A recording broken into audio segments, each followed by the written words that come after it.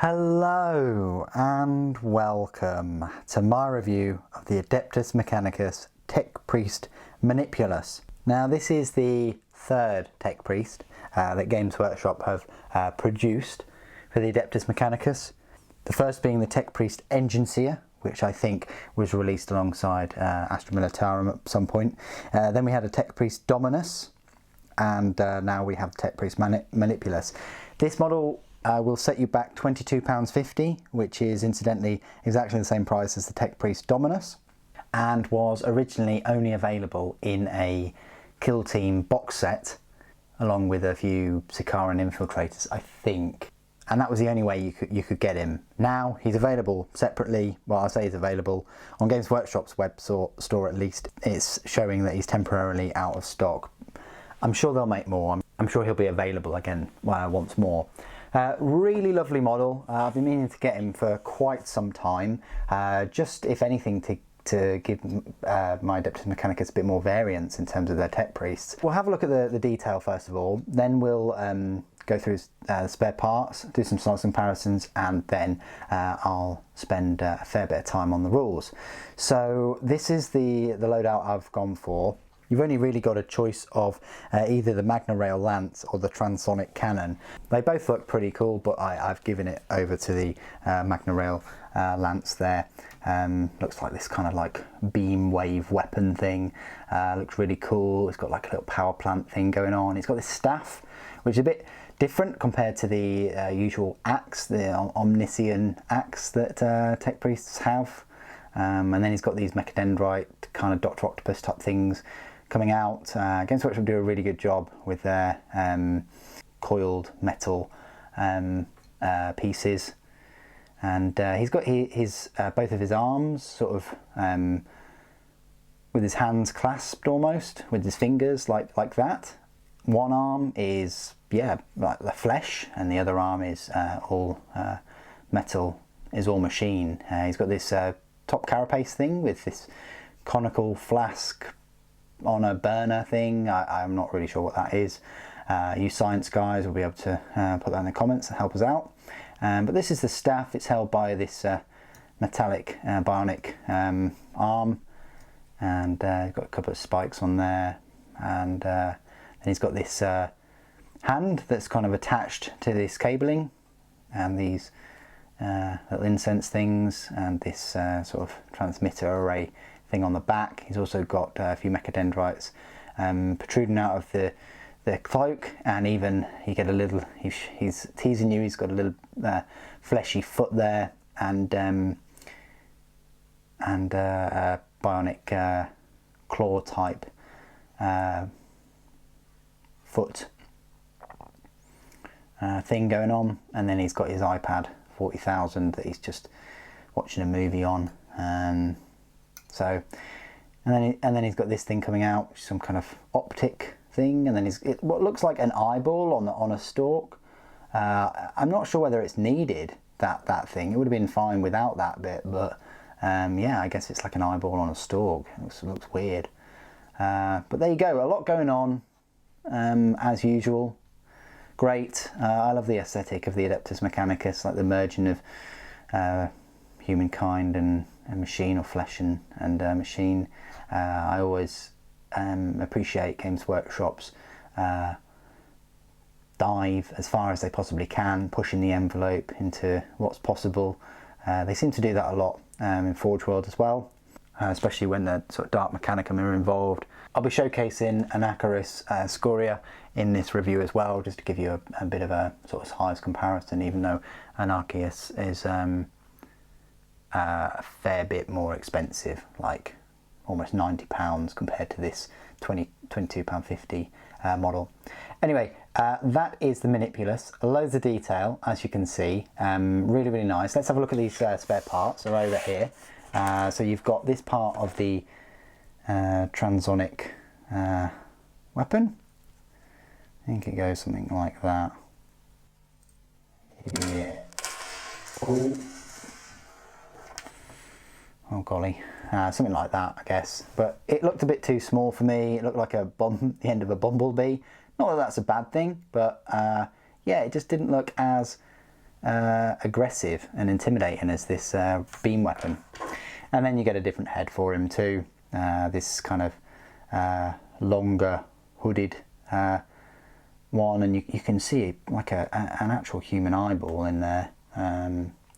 So it's whichever one you want to go for, this hooded one or this one with the stalk, the eyeball on the stalk. Up to you. They're both pretty cool looking.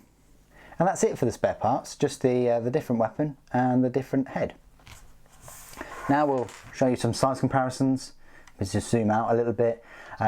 We might as well show you size comparisons with other Tech-Priests first of all. So here's just a Tech-Priest Engine Seer, and then here's the Tech-Priest Dominus. Both the Dominus and the Manipulus are on the same size bases. They cost the same. The Engine Seer is on a much smaller base actually. I think that's a 32mm base, and I think these ones are on 50mm. There's definitely more presence for the other Tech-Priests. And it really is. It really depends on which one you like the look of. Personally, I prefer the Dominus over the Manipulus, but they're both pretty nice models in their own way. The Dominus has this swooping kind of cloak with some claws and feet protruding outwards, with a shorter range weapon and a different head with an axe as well, on Nisian axe with an extra range weapon. I don't know whether that's a Phosphor Serpenta, but it's another one, and also has a servo skull. Something that the Manipulus is missing. It doesn't have a servo skull, but it does have the staff instead of the axe. They're a similar height. Both the Tech-Priests are similar height as well. The Manipulus just seems like he's got more bulk to him, and certainly he extends out of his base a fair bit more, unless I was to move him even further back on the base. So yeah, he spills over his base, and then the Engine Seer, well, definitely does spill over his base, but not so much as the other two. Now, the one thing I do like to pride myself with this channel is the size comparisons that you aren't necessarily going to find anywhere else. By this I mean I've got an Icarus over there. This is the kind of Tech-Priest, I guess, on a whole nother level, complete. You know, Mechanicum slash Dark Mechanicum. This is proper grim dark Tech-Priest. This is when they go real dark, and it just gives you a comparison there of what's possible, sort of the far end of the spectrum of a Tech-Priest. Absolutely fantastic on this ridiculous scenic base. He's got this Scorpius type bodywork with claws. He's got the Xanathite Abeyant. He's got the Photon Thruster, and he's got the Voidian Scepter. Pretty ridiculous model, and rules wise as well, but I thought I'd just give you a little comparison there between, you know, one of the largest Tech-Priests around. Okay, then let's have some size comparisons with other Skitarii. So here's a Ranger. Here's one of the new Cerberus Raiders. So Cerberus Raiders, yeah, almost as tall as him, almost as tall as that staff, taller than him mounted. And he is a fair bit taller than just your normal little Skitarii milling about him.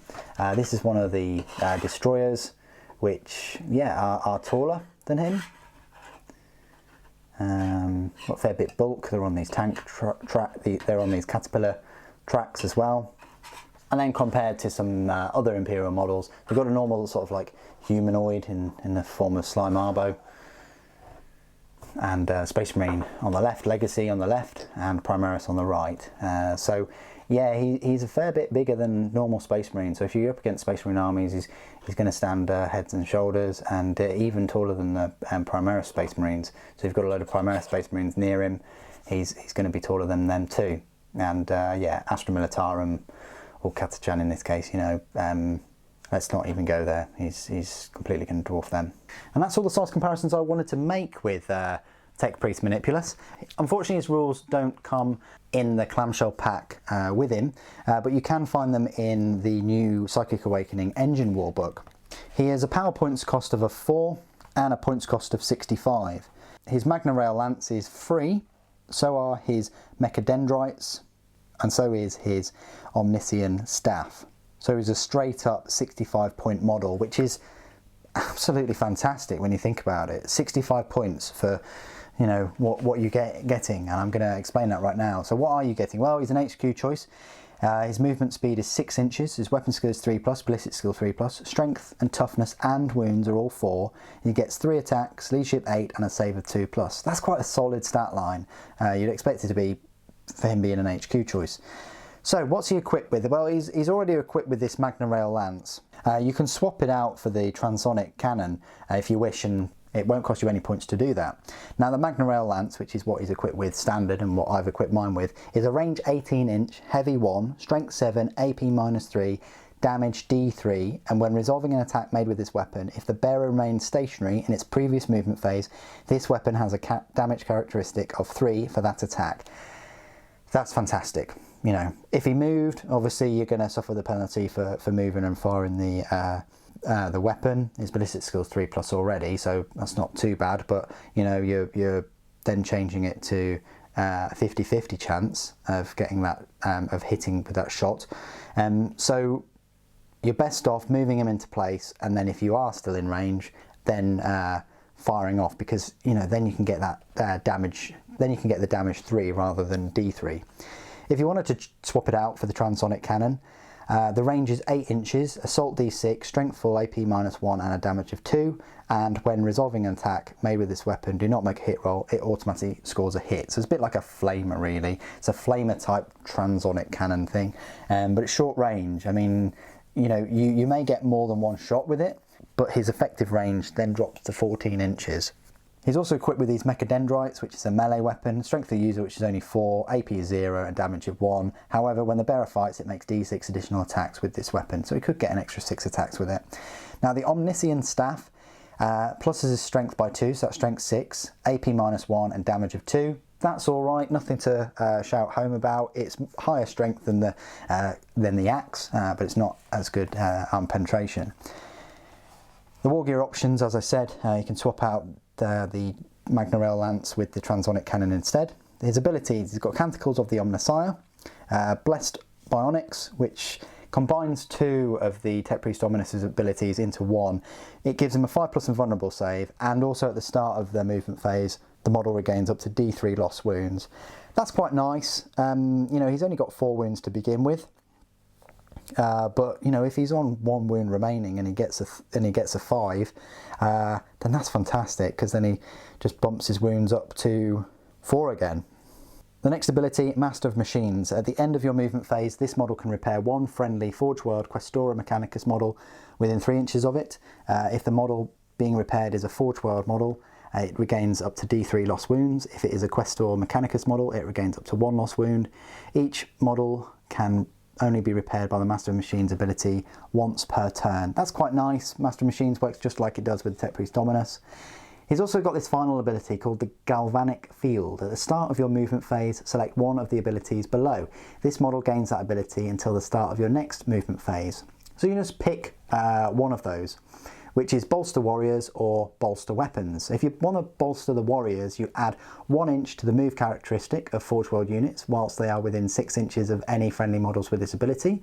Add 1 to advance rolls and charge rolls made for Forge World units whilst they're within 6 inches of any models with this ability. It's alright, but he's got to be within 6 inches of them, and you only get an extra 1 inch move. Bolster Weapons, on the other hand, it locks down this unit. The unit cannot move for any reason, but you add 6 inches to the maximum range characteristic of range weapons with an unmodified range characteristic of 24 inches or more that are equipped by models in Forge World units whilst they are within 6 inches of any friendly models with this ability. That's fantastic. So if the weapon is a 24-inch range, such as the Phosphor Blast Carbine, or other weapons that have 24 inches or more, then you're getting an extra 6 inches, so you're bumping the range to 30 inches. Additionally to that, you can add 2 inches to the maximum range characteristic of all other range weapons models in Forge World units that are equipped whilst they're within 6 inches of any friendly models with this ability.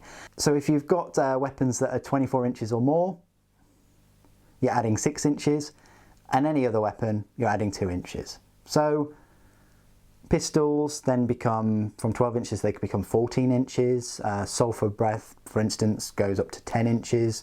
As I say, the Phosphor Blast carbines would go up to 30 inches.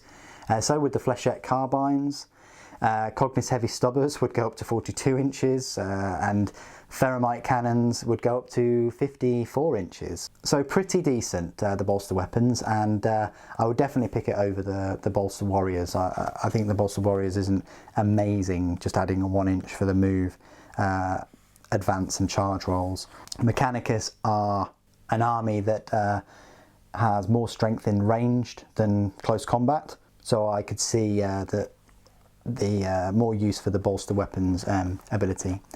Keywords: Imperium, Adeptus Mechanicus, Cult Mechanicus, Forge World, Character, Infantry, Tech-Priest and Manipulus.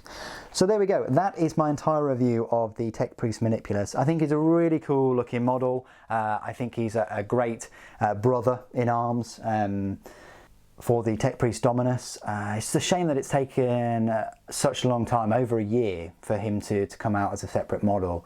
I always dig at Games Workshop for doing this. They hide some really cool looking models behind paywalls or behind box sets and things, and I always wish that they would see the light and get more money by releasing the individual cool models at the same time as the kits or the bundles or the bigger army sets as well. I think that would not only benefit them, but it would definitely benefit all of the loyal hobbyists as well. Anyway, what do you guys think of the Manipulus? Even if you're watching this review, you probably had him for a year or so already, and how has he performed in game? Please do share your experiences and thoughts down below in the comment section. As always, it'd be great to hear from you. Thank you ever so much for joining me today. Thank you for watching. The Omnissiah protects.